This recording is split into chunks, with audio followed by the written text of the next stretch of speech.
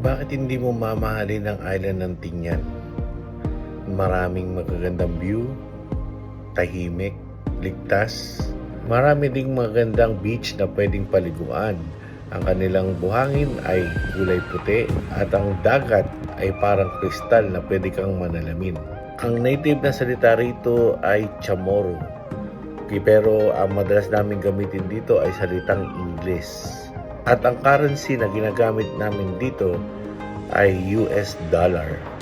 Kaya po ito ang mga dahilan kung bakit mahal ng mga OFW dito sa isla ng Tingnan.